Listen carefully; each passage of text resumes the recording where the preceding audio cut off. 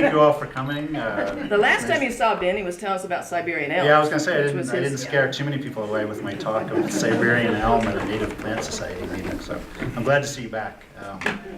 So I am an arborist, and I've been working with the Taos Land Trust for the past year, and so which has really expanded what I've needed to do to, as part of my job description. So not only am I taking care of trees, but my general project is taking care of land, and I think of myself as a land steward now. So it's a very complicated proposition. There's a lot involved. There's a lot of social elements. There's water. There's plants. There's soil. There's animals, and really most importantly, there's people.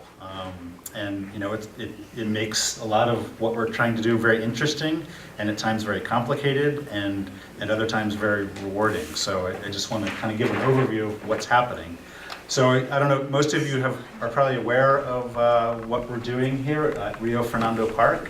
Taos Land Trust offices are now located off of La Posta Road on a 20-acre property that backs up to Vaca Park.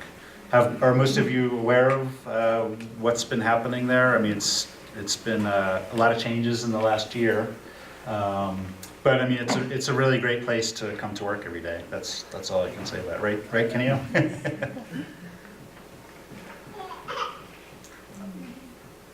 Oh, those got reversed somehow. Anyway, doesn't matter. So that's us, Ben Wright, Kenio member. Kenio has been an intern with us for the past year and a half, is that right? Almost 2 years. Almost 2 years, okay. So she knows the property and everything that's going on as well as I do. So you'll be hearing from her a little bit later. Oh, that's what it is, okay. So the Taos Land Trust, many of you are familiar with our activities, but typically we do what land trusts normally do, which is hold conservation easements for private landowners. And currently the Taos Land Trust is responsible for 26,000 acres held in 60 conservation easements. And you can see it's not just Taos County, it's a little broader stretch, but most of them are in Taos County. So along with that, with our director, Christina Ortez, who has been with us, I believe, for the past 8 years or so, she really took the idea of a land trust a little bit further, and so not only just holding conservation easements, but looking to strategize the types of easements and where they're located and the types of people that are looking for conservation easements. So she's really looking for habitat benefit of conservation easements. So a major example of that is along the stretch of the Rio Fernando. And that brings in to view the Rio Fernando de Taos Revitalization Collaborative. And so the Taos Land Trust is part of this group of organizations, as well as Amigos Bravos, the Forest Service, BLM, Town of Taos, Taos County, Trout Unlimited, probably forgetting a couple, but it's basically a loose group of nonprofits and agencies that are working to restore the Rio Fernando all the way from La Jara wetlands down to its confluence with the Rio Pueblo. And so Taos Land Trust is very involved in those type of activities. And that effort has led to Rio Fernando Park. This is a 20-acre piece of land that was purchased through a grant from the Laura Foundation towards the end of 2016, I believe. And so basically it's 20 acres of land that hasn't been cared for in quite a long time. And the Rio Fernando runs right through the property, thus the name. And basically it was just an open experiment in what can we do with a raw piece of land that was former agriculture on the uplands and a wetlands area, which although highly invaded and with invasive species and compromised in function, it still is functioning as a wetlands, and the water table still rises there. But the whole property, I mean, the most significant thing when you walk around there, at least, I mean, it's changing a lot, and I'll go into that, but when we first visited it, was like, wow, there's a lot of Siberian elms on the uplands. Wow, there's a lot of Russian olives going through the wetlands. Wow, I've never seen so much teasel. I've never seen so much Canada thistle. And, you know, and it's just, so this was our project, was, okay, first figuring out what we're gonna do with this property, and then how to go about it, and how to fund it. So that's what I wanna get into a little bit today. But again, this is a very much a collaborative effort. There are many people involved. I mean, really like hundreds and hundreds of people have come on the land, have given their input, have helped kind of form these ideas of what we're doing.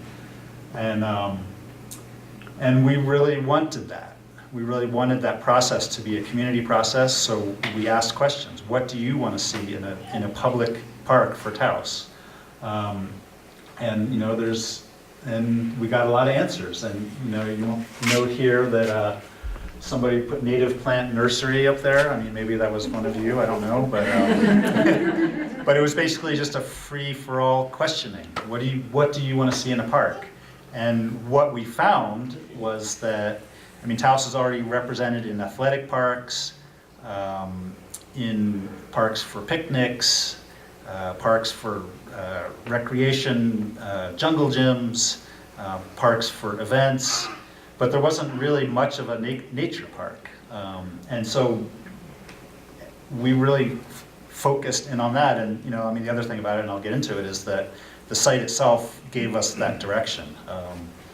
And so we really are pushing for this to be a nature park and an agricultural park, but it's, I mean, we could say, okay, no people allowed, but that's not what we're doing. We're really inviting people to experience nature on the land, and that's really a big part of our programming, is people involved in nature. And so we went through a master planning process, as I described, and, you know, it involved asking all these questions. And so this map is a layout. I mean, this isn't how it's existing now. This is what we hope it to be. And there's a lot of questions about this. But in general, we have, so just to give a general layout, that's the Rio Fernando, the dark blue running through there. And then the Vigili-Romo acequia, which it looks like it's going to see water this spring for the first time in, Fritz Hahn says, 50 years. And so the Vigili-Romo acequia, which starts at the Salazar Bridge where the Rio Fernando crosses under Salazar, and then it goes along this edge of the property, and then out to irrigate Town of Taos owned lands out there. So it's really, we're really proud of some of the work, and, you know, that's one of the things we've been able to do, because we're going to see water on the land this year, and it's pretty amazing to think that that's true. These are future offices. I mean, maybe 10 years down the line, and, you know, who knows if that's a reality, but we're hoping for it because there's a lot of us in a very small space. This is our current office, right here, and There's a pointer. oh, okay, that was a bit easier. That was a stretch for you. Okay, so yeah, that's our current office. That's a little shed where all of our tools are, and that's where you drive in right there. Parking area. Parking is an issue right now. We have big events, and we have to tell people to park at Baca Park, which is over here, just because we can only fit, you know, max 20 vehicles there, and so it's really a problem, and it's something that we need to work out over time. We're looking at other ways to access the property, and, you know, that's a work in progress. This whole area up in here, that's the wetlands, obviously, because the river goes through there. And you walk through there, and it's very distinctive as a wetlands, you know, the plants, the water, the soils, all of the things you'd expect from wetlands. And then all this land is, we're considering agricultural land, or potential agricultural land. But again, the amount of water that is on the land really determines what we're able to grow. I mean, we've decided rather than adding or taking more resources to do what we want, we're going to adapt what we want to the resources that are available. And, you know, there's a lot more detail to this, but I don't have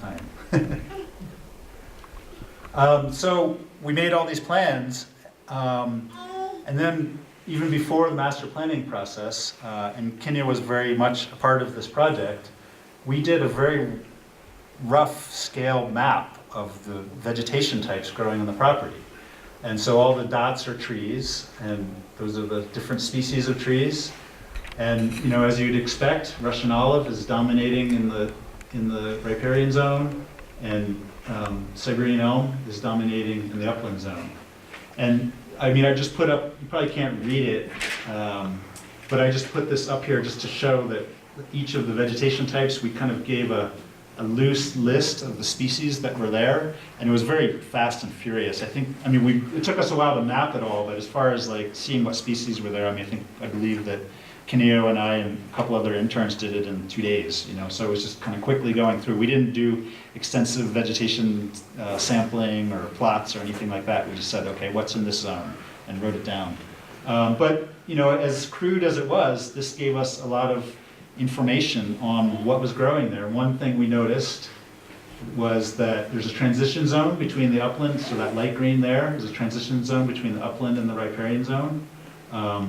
That's a riparian meadow, which is right as you walk in. 2 springs ago, it was flowing with water. I mean, like literally like water flowing across the meadow.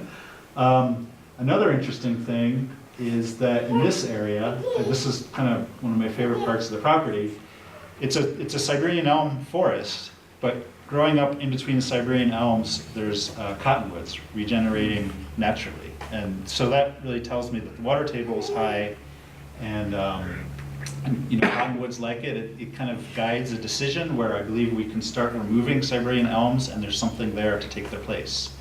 We're reluctant to just remove Siberian elms willy-nilly because even though they're considered invasive, they're providing shade and they're providing a lot of benefits.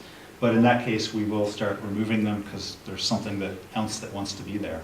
And in this area, not only cottonwoods, the landsleaf cottonwood, Populus acuminata, there's also chokecherries and box elder and other wetter type species. So it's an interesting spot. But this gave us, you know, something to go off of. You know, how to like not just lay our imprint of what we wanted to do on the land right on top of what was already there, but actually like make our planning around the vegetation and the what was going on with the land just naturally. And remember, this hadn't been taken care of in, you know, 30 years or more. So we basically loosely divided the land into wetland areas and upland areas.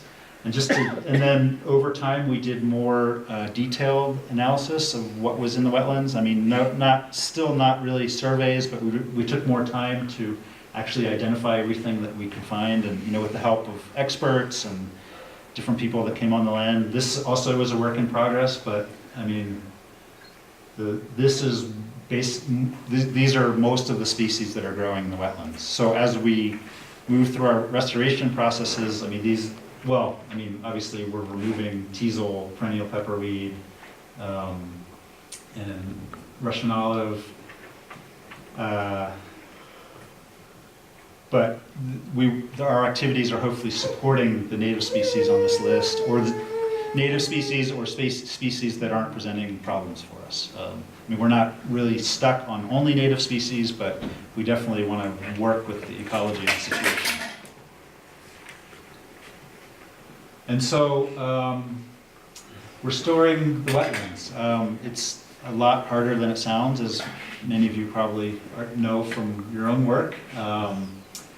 But basically we had to, you know, along with our initial surveys, we had to really understand what was there. And so this company, Keystone Restoration, they were contracted to do the stream channel work. And so they generated this map, the green boundaries, that's what was specifically delineated as wetland.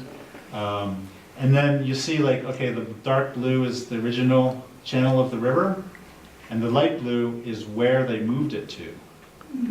So they they moved the river into a more meandering route, and they didn't just do this arbitrarily, they actually looked at aerial photographs and did a lot of transect, site surveys, to determine the elevations and, did a lot of extensive mapping to understand what was there. And that they determined that this light blue line was the original channel of the river, and that at one point in time it was straightened to follow this path, presumably to allow more farmland in the wetlands. And we all know that that's not a great idea, but they weren't really thinking about that in the 40s. So in order to make these changes, because there was big machinery in there to dig this channel, we had to get a Army Corps of Engineers permit, a 404 permit to do the work, because anytime you disrupt the stream channel itself, you have to get an Army Corps permit. So that whole process was exhausting, but it came through, and for some reason, all the timing just worked really wonderfully. Mark Schutz and his crew removed the Russian olives in preparation for the machinery to get in there and do the stream channel work. And we had AmeriCorps crews right on hand, right at the right time to assist Mark's crew in removing the Russian olives and burning the slash piles. So in the month of December and through halfway through January, it was a really dry period here. And That was last year? Yeah, just this past 2018 to 2019. This This current winter. This current winter. Yeah, it was dry in the early winter. It was dry, that's right. Yeah, and we're like, and so everything just lined up. It was really amazing actually that it went so well, because it was dry enough to work down there. If it was really like squishy and soft, or it wasn't frozen, it would have been really hard to do the work that was done.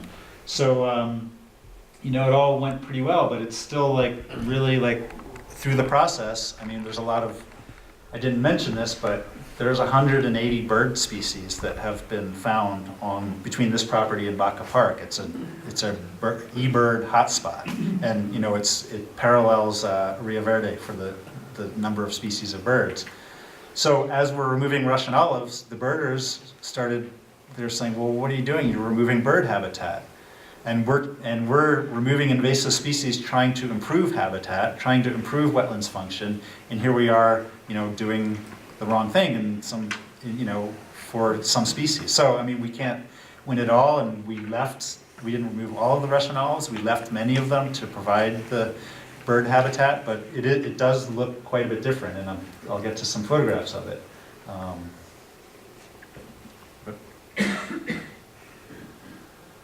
And so a lot of the restoration, besides the stream channel work, is working with invasive species. And we determined not to use herbicide. We studied it and decided that we didn't want to add that unknown element to the land. And agency people, a lot of people told us it's impossible to deal with Canada thistle without herbicide. It's not going to work. We had a lot of votes of failure, and it was really discouraging for a while. But we also had some votes of confidence and people that had done different things. So we're really focusing on a lot of different techniques to approach this, so that's what the word integrative means. But we're also looking at it in an ecosystem context. We're working on soil building. We're working on mechanical treatments. We're mowing. We're pulling. We're, as I said, building the soil. The results aren't in yet. We're going to see the results of last year's activities this year, and this is going to go on over time for many years. So we're learning what the best techniques of managing some of these species without herbicide. Same thing with Russian olive. People said you have to use cut stump treatment, herbicide on the trunks. That's the only way you're going to kill them. Well, we ended up digging up a lot of the stumps, a lot of the root systems to try and do that. Some of them are still there, so we're going to experiment with vinegar and salt treatments. These are just some of the examples of things we're working on. And along with removing species that we don't want there, we're replanting the species that we do want there. And we're looking at for functional replacements. And I'm not a complete expert in this area, and some of you may be, and so we're seeking advice. Carrie is already working with us to provide some information on the types of species that we can, that may have a chance of outcompeting Canada thistle, for example. We're also thinking about a bird habitat and what species will provide the forage for the birds and the cover for the birds. So, we're working on it, and we're getting better and better at tracking our results, so we know what works and what doesn't work. So in this next year, we're going to develop more of a comprehensive monitoring plan. And, it's going well, but we have a lot of work ahead of us. And, I mentioned all of what we're working there. That looks like pepperweed there. Right, Kenny? Yeah. Okay. And then here's some images of the work that they did to move the stream channel.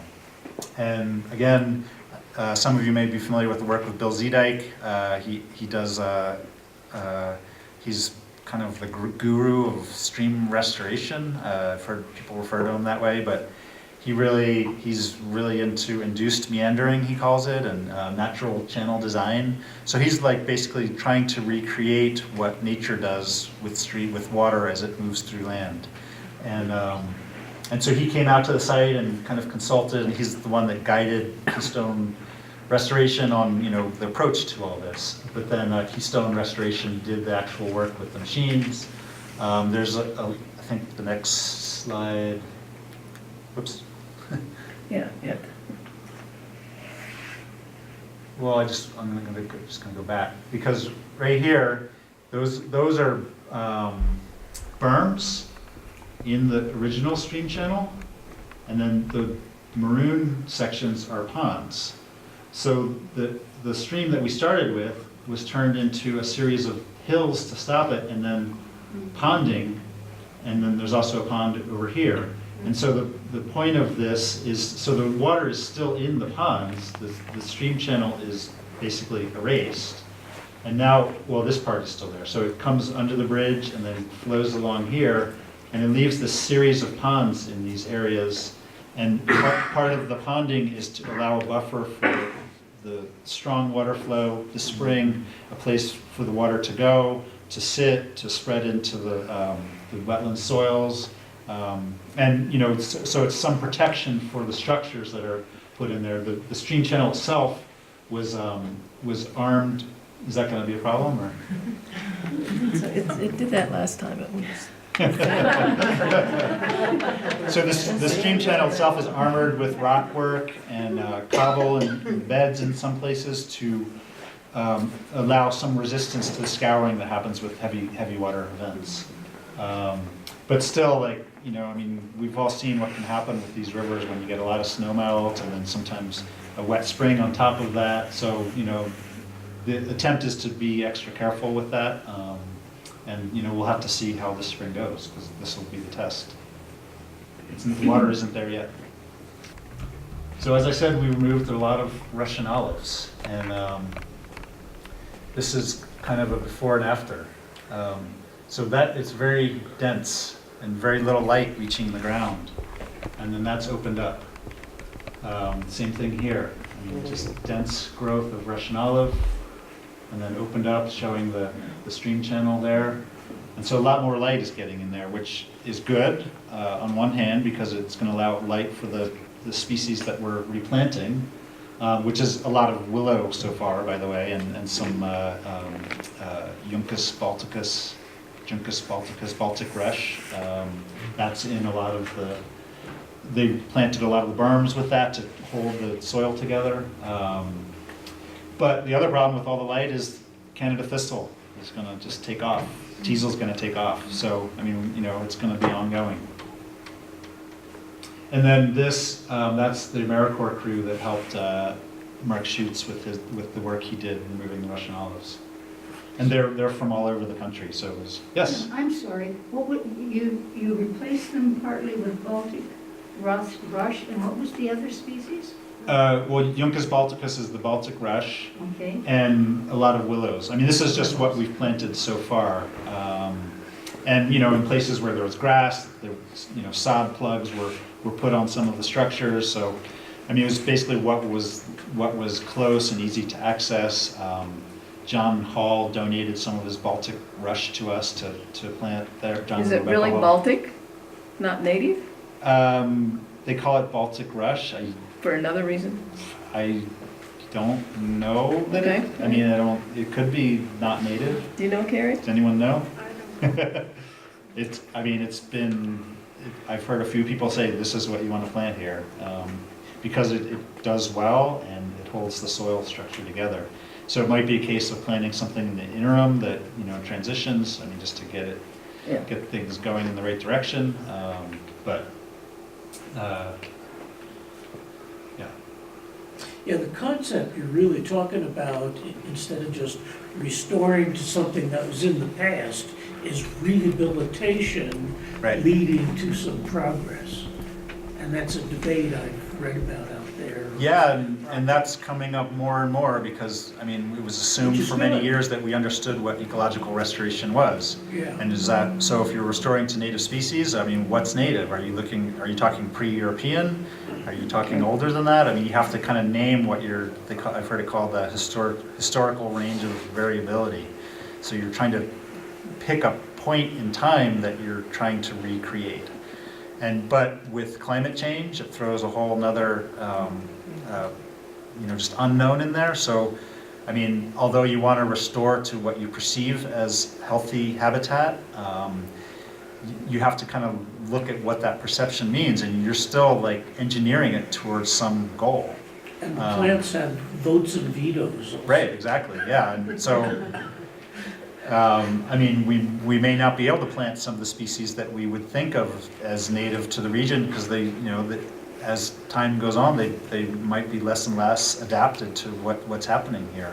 And we might be, looking towards species that aren't aggressive, but maybe introduced from, a little bit south or whatever, or from a different region that may serve the same functional purpose that we're trying to serve. So it is a complicated question. I mean, we're engaging those questions, and what are we trying to restore to? I mean, at this point, we've decided that we want to limit the influence of Russian olive in the wetland, and in the upland, which is the next section. I'm not taking too much time. Where are we on? Go on. Okay. Do it. In the upland, it's obviously, we're not dealing with species with their, facultative or obligate species with their feet in the water some of the times or all the times. This is basically former agricultural land, and musk thistle is a huge problem on this land, but it's not, we feel like we can handle the musk thistle actually. But there's also Russian thistle and some Scotch thistle, and Kineo will talk more exactly what the species are. But the approach to thistle and the approach to restoring a former agricultural landscape is we've decided that we're working from the ground up. We're not going to just start planting alfalfa and irrigate that and say, this is a farm, we'll make it be a farm, and we'll dig wells and all this. I mean, we're basically approaching agriculture as a form of restoration, and we're working with the soil biology. I've really studied this and thought a lot about it, but how the soil biology, a healthy soil food web supports healthy plants. And so rather than applying, nutrients and amendments to the plants and feeding the plants, we're feeding the soil microbes. And that's really been the goal here. We've done some pretty heavy-duty soil testing and consulted with the labs that kind of are behind this type of technique. And I don't know if you're familiar with the work of Elaine Ingham, but she really believes in the health of the soil food web in supporting healthy plants. So this was last summer, and that's Peter Vigil from Taos Soil and Water. That's Matt Valerio, also from Taos Soil and Water, and that's Fritz Hahn. And I took this picture, and I just found it today, and I mean, that was like, our soil was blowing away. I mean, that was like one of those windy days last summer, and it was just like, and this was after we had keyline plowed, after we had seeded, and no rain came last winter, and it was just, and we just put all this money into it, and it was it was kind of, I mean, all we could see was that it was a failure. And that's a biennial with a pretty long taproot. Is that the musk? That's thistle? musk thistle. I mean, I could be wrong, but I think that's what it is. So we went into this fall with a lot of, questioning of what is the right technique here. We can't be assured that water was going to be on this land. And, Peter holds up some soil in his hand and, just lets it drift through his fingers, and he says the soil is dead, and he just kind of turned his thumb, turned his nose down at it, and, and he's basically, you gotta irrigate this property in order to grow anything here. And it was really discouraging to hear that from, experts. Again, the same thing with the invasive species. But we decided to continue on. These are the species that we saw in the uplands, and again, the same story. There's a lot growing there, and some of it's growing in the woodier areas and the shadier areas and the transition zones, but there's a lot of good stuff in here. Some bad stuff, and the bad stuff is really pretty dominant, but all the good stuff is there underneath, and so this is our guide. This is telling us, what the land wants to give us. So this is where we start with what's growing, how can we improve on this, what can we introduce that's going to add to this diversity. And so we, through the summer, through the help of New Mexico YCC crews, we did a lot of work on invasive species. Gordon Tooley did this keyline plowing, which some of you may be familiar with, but it's basically plowing, not turning the soil over, but doing more of like a deep, narrow ripping plow on contour. And it's very important that you do it on contour. Even though our land is relatively flat, he was very careful to shoot level lines and flags and follow the contour. And the purpose of this is to slow the water from doing sheet flow on the land and give it opportunities to infiltrate. This was all seeded, but again, nothing came up after, because he did this in the winter of 2017. He did it last year. And very discouraging. We spent the money and no results. But we continued on, as I said, and this past fall we went through the soil amendments that were recommended to us, a lot of biological inoculants, mycorrhizal inoculants, and bacterial inoculants, and some mineral components that feed the soil food web. We did that this fall, and then we seeded with winter rye, winter wheat, triticale, and barley, and just hoping for the best. And and I remember talking to Gordon Tooley about it, and he said, well, you got to try. Basically, like if we get a wet winter and you don't do it, you're going to be kicking yourself even harder. So we invested the money. We were very cautious. We didn't do the full cocktail. We just did what we could afford. And then in the fall, it rained, and this all came up in the fall, and I was actually away, and people were texting me photographs of it, and I was like, "Ooh, I still have a job! I still have a job!" So it was really exciting to see,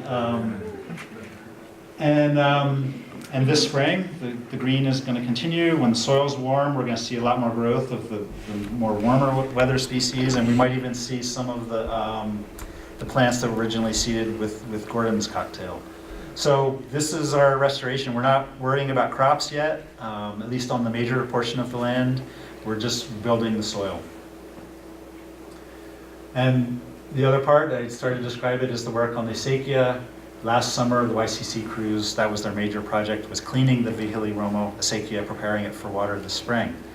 So with water on the land and seed coming up, I mean, we're really hoping for the best this year. And they worked on acequias all over the town and did a lot of other projects helping farmers, and they really spread out, and it turned into a lot of education as well as hard work, but it was really a delight working with them. And again, there's the musk thistle and kochia. I mean, not really a problem, but kind of daunting when you see just a field of kochia. But being an annual, we figured just get something else growing, and you see it, and you get it before it seeds.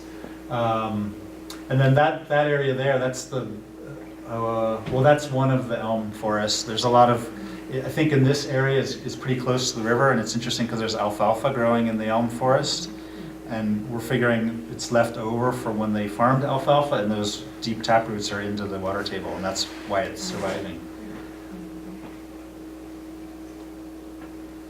And again, like little kids working on hugelkultur beds.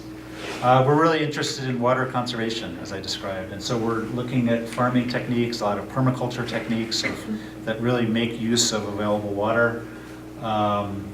We're doing those are Johnson Sioux bioreactors. They're a technique of composting where, in theory, you don't have to turn the compost because it's aerated with those tubes go down inside of the compost pile.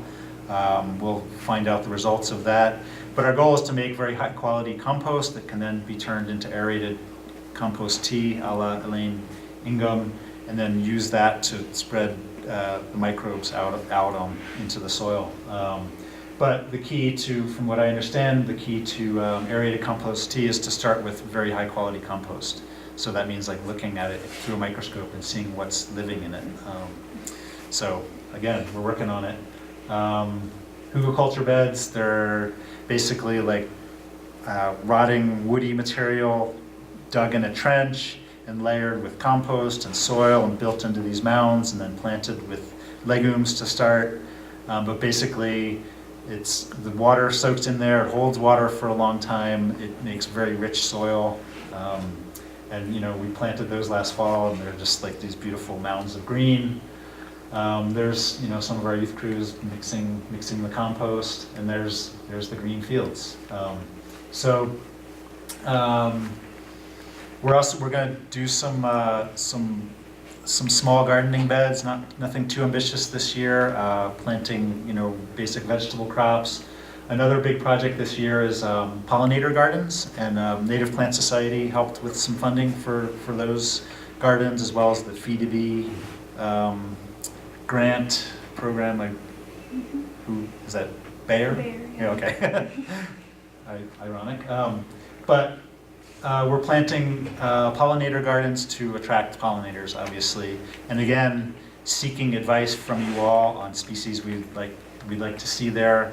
I heard the conversation about Rocky Mountain bee plant, and that's something we're looking at.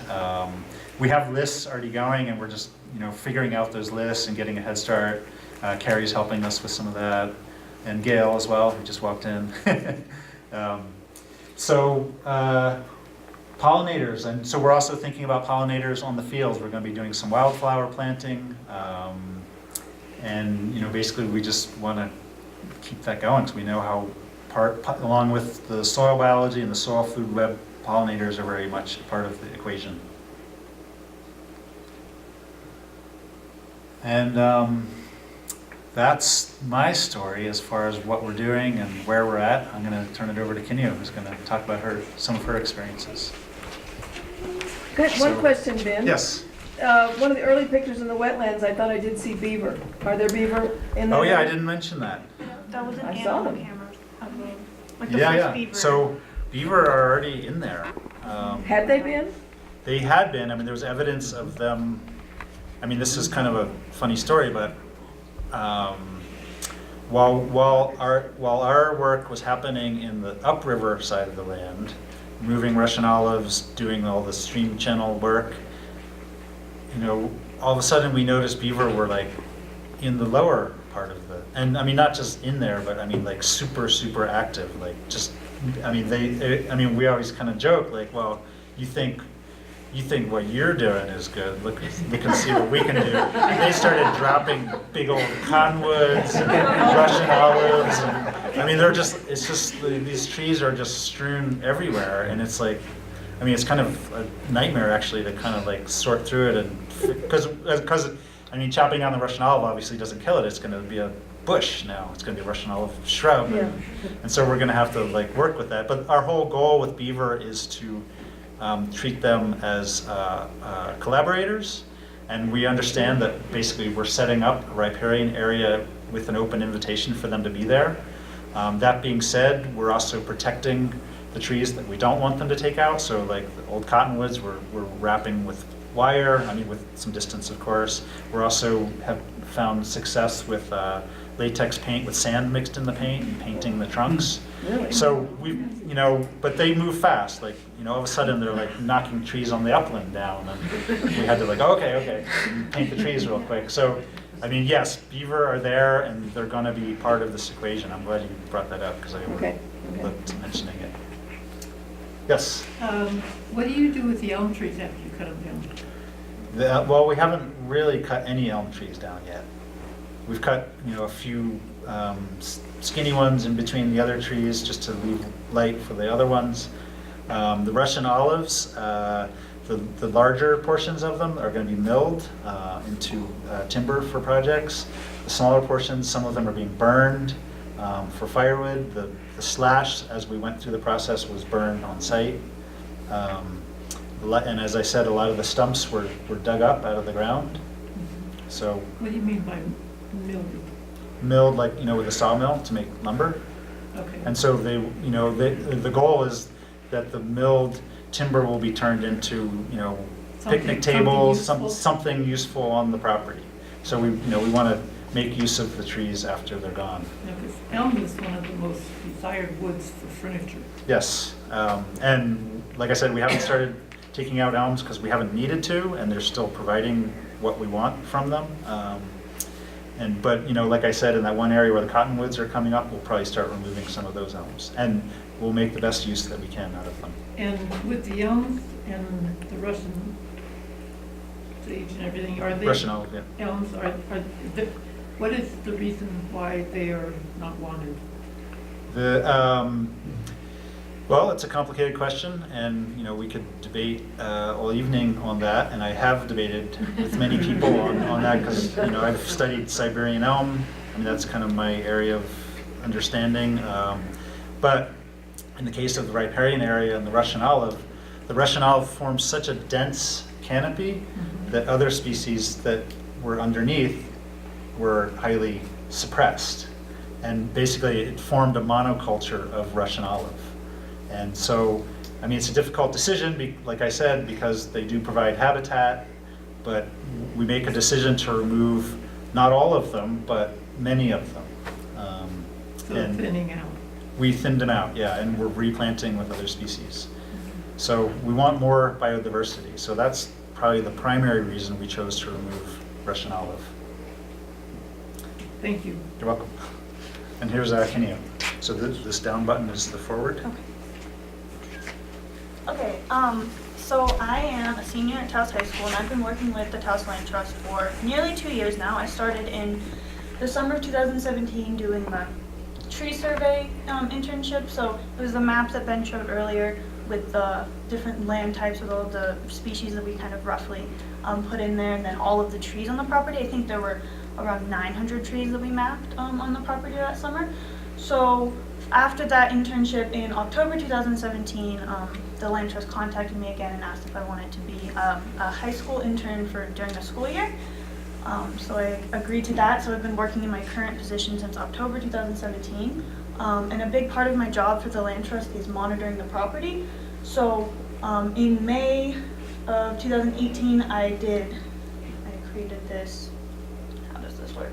This first map here of the Rio Fernando Park invasive species. So basically I took the skills that I learned from my first internship in ArcGIS mapping, and I created a map of the invasive species on the property so that we could monitor them over time.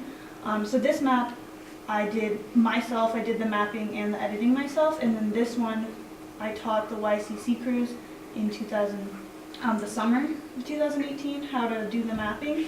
And this one is much more comprehensive because by the time July rolled around, myself and the crews had a lot of experience with the invasive species on the property, sort of identifying them better, and the crews had been working with them for a while by then. So I taught them how to do the mapping, and then I edited it.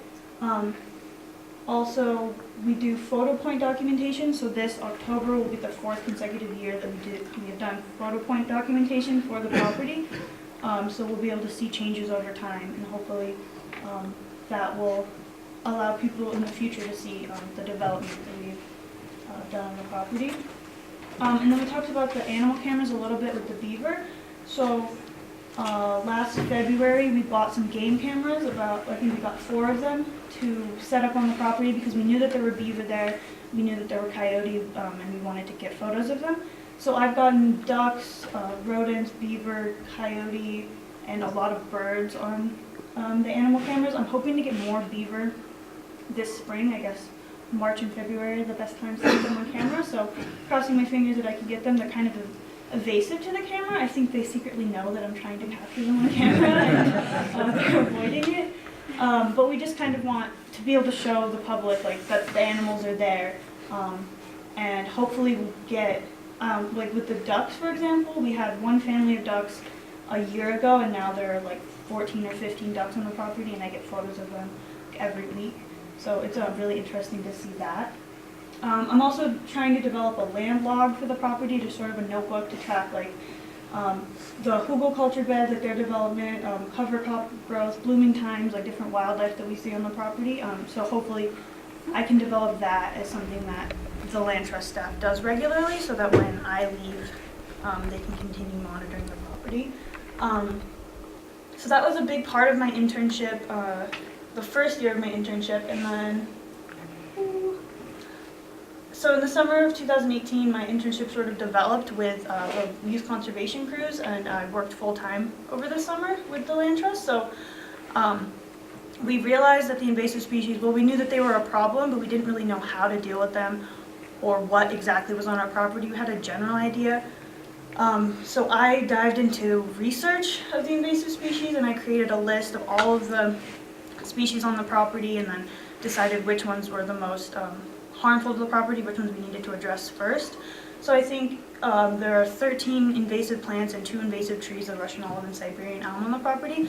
So I took those 15 species and I created a document with identification and then threats and their impact, like why we want to get rid of them, and then some treatment plans. So I did like physical treatment plans, like mechanical and hand pulling and different things like that, and then cultural treatment, like making sure that people are cleaning off their clothes before they leave, and like a few other things, and biological treatments, and I added chemical treatments in there in the case that in the future we decide to use chemical treatments. That's not what we're leaning towards right now, but I wanted to include it and make the document as comprehensive as possible so that whoever's working at the land trust in the future can look at it and use it as a resource. I also have photos and like how to identify all the plants on the property. And then that's what I did last summer because we knew we would have the YCC crews working with us, so we knew we needed to develop sort of a plan for how they were going to address the invasive species.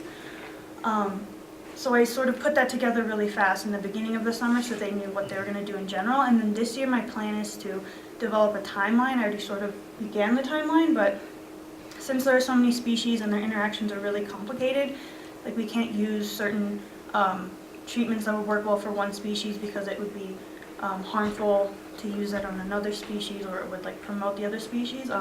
For example, like grazing, we have what is it, hound's tongue? Hound's tongue is poisonous to most cattle, and I think it's harmful to sheep and goats, but not as bad for sheep and goats, but we can't use grazing for the thistles because of the hound's tongue. So it's sort of, I had to look into the different relationships between the different species and develop a timeline for management this year, going from the spring to the summer, and then follow-up monitoring as we go into that. So that's what I did. Sort of, that was my beginning with the YCC crews, and then I was able to work alongside them over the summer. I taught a few of them how to use ArcGIS to do the mapping of the invasive species. I also took a few of them to Fred Baca Park, and we used Tree Plotter to track the trees, like what I did 2 summers ago in 2017. So I sort of worked with the crew members and went on some of the educational field trips with them, and sort of developed good relationships, and I'm hoping to do that again this year. And then, so over the summer I also worked full-time, which gave me a lot more experience, and I was able to be in the office more as an intern, which was pretty great. I really love working there. Another aspect of my job is grant research. So Juniper Manley is my main mentor at the Land Trust, and so the bulk of the work that I actually do, especially over the winter months, is like researching grants, finding ones that we can apply to, letting Juniper know the deadlines, and I even started writing some of the grants, like the beginning narrative for her. And I actually wrote one myself this year. It was a Hydro Flask product donation, which we actually got the grant, so we're getting Hydro Flask donated to the Land Trust because of the grant that I wrote. So it's a pretty great experience. And learning from Juniper has been pretty amazing. She knows so much about the financial world and finding grants and making connections and things. So that's been a big part of my internship, and it's been really great for the past 2 years. I'm planning on working full-time over this summer as well. Diving deeper into the invasive species, making sure that once I leave for college next year, the invasive species work will continue, like the monitoring and everything, and hopefully find another intern for the Land Trust. And then I'm also going to be helping Michelle Heinrich, who she deals with a lot of the conservation easements now. We're planning on remapping all of the boundaries for some of the old conservation easements so that we can get a better picture of what those easements, the boundaries of those maps, because some of them are pretty old. But just working with the Land Trust has been really amazing. It's been a good balance between flexibility with my own schedule, and I've been able to sort of craft my internship to my interest and like what I need to get out of it. It's been a good balance between that flexibility and sort of the demand of the work we actually need to get done, and it's showed me the reality of environmental conservation, just like the work that these organizations have to do. In October, I went with Juniper, Christina, and Michelle to Pittsburgh to the Land Conservation Rally, with Rally 2018, and I met people from Land Trust all around the world, and like saw their presentations and the work that they're doing, and that was pretty amazing. So then the last thing, speaking of grants, we just want to say thank you to Taos community and all of our funders. The Native Plant Society is on there. You guys have given us money, which is very helpful. So as the Lore Foundation, Taos Ski Valley, AmeriCorps, Feed a Bee, which we mentioned earlier. But we just want to extend a thank you to everyone, because we wouldn't be able to do anything we do without our funders. So, Ben, do you have anything else to say? That's sort of my whole. Thanks.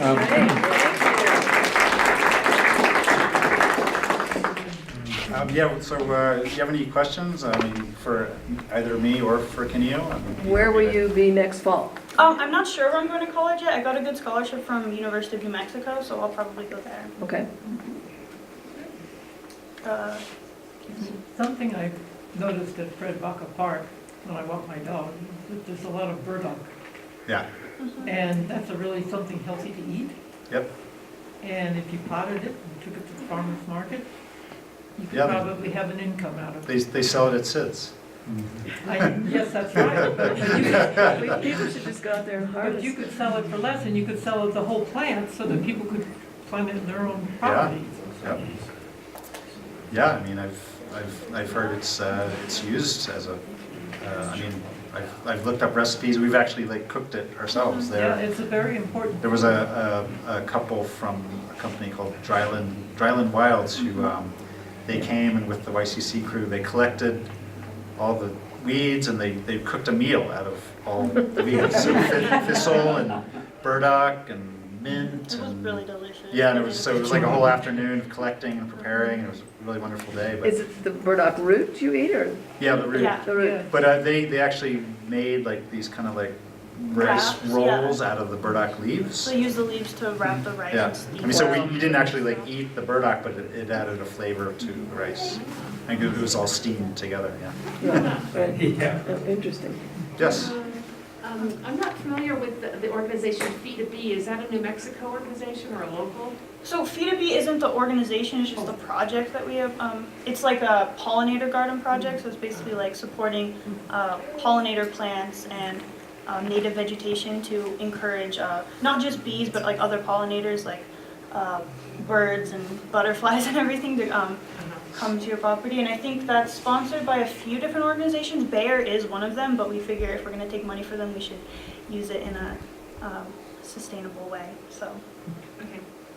there's a question back there. Can you just kind of define land trust and conservation easement, and who owns the land? Is it donated by private parties, or? it's not donated. The Taos Land Trust, I mean, the work on Rio Fernando Park is unique for the Taos Land Trust, or relatively unique. I mean, Taos Land Trust only owns one other property, but typically it's a private landowner approaches a land trust wanting to put their land into conservation easement. And what that means is that conservation easement basically is you are signing a legal agreement that is attached to that land. So no matter who it gets sold to down the line, the legal agreement is attached with that land that it will never be developed. And so basically, and in exchange for that, there's a tax credit. So you get a little money in exchange because basically you're taking that land off the market for being developed. So people do this because, you know, they have a lot of land and they want to just make sure that it's never developed, it's left for habitat. I mean, there's a lot of rules behind it. I mean, there's some agriculture that can still happen on a conservation easement, but there's certain practices that can't happen. I mean, you can't, you know, you have to, when you do a conservation easement, you have to define your building envelope, you have to define the types of activities that are going to be happening on that land. We have more information about that on our website, and then if you look up the Land Trust Alliance, it's like all of the land trusts in the country. It talks about how much land is preserved right now, and then what their plans are for the future. So you can look into that a little bit more. Yep. Gail? This is a question for you, Kenyo. So when you say like you're trying to work out a timed strategy for dealing with the invasive plants, are you basing that off of their flowering time? So like trying to catch them before they become a bunch of new babies to further contaminate the land trust? Yeah, so it actually depends, like plant by plant, because some of them you don't have to go by their blooming times, but some of them you do. You have to, like if you're going to mow them, you have to mow them before the flowers bloom so that you don't spread the seed. So I looked at each individual plant and sort of what's recommended for the timeline, and then like sort of what we're planning on doing, because we're not doing we're not doing everything that is suggested for removal, but I sort of went by the blooming times with some of them, and then went by different stuff for other ones. So, and the blooming times are also sort of spread out through the spring and the summer, so it's a little bit scattered. And I sort of tried to do it so that it wasn't overwhelming and we had to do too much at once.